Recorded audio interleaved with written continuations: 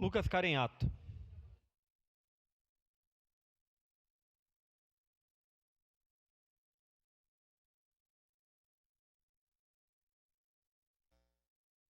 Bom, obrigado, presidente.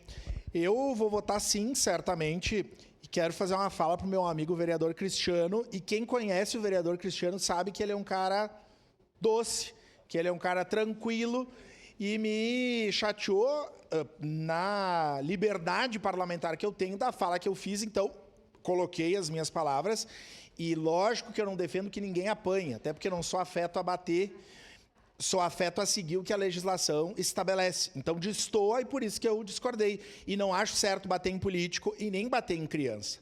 Concordo com a sua fala, vereador. Acho que nós temos problemas graves hoje, de formação e de educação. Quando eu falo formação que vem de casa, com pais e mães de escola pública ou privada que não dão conta da educação dos seus filhos, por vários problemas que há 40 anos ou 50 anos atrás da nossa geração não haviam, que era a internet, que era um diagnóstico, ou seja, há 50 anos atrás, as crianças autistas apanhavam. Ou ficavam numa classe especial, porque não havia ciência há 50 anos atrás que diagnosticasse isso. Hoje tem. Enfim, eu só estou querendo dizer que tem um abismo de diferença, mas é necessário dar respostas. Isso sim.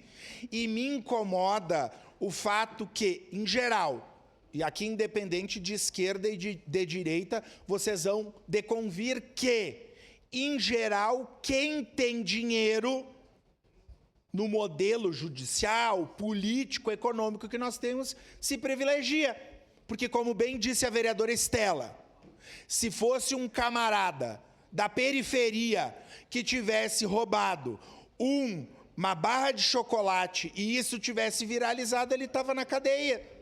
Agora, quando é alguém que pratica um crime de tamanha crueldade, está em outro país. Então, o tema é importante, acho que essa discussão é válida, foi oportuna, foi feito com respeito, mas também que sirva de lição para políticas públicas nesse tema. No momento oportuno, eu voto sim.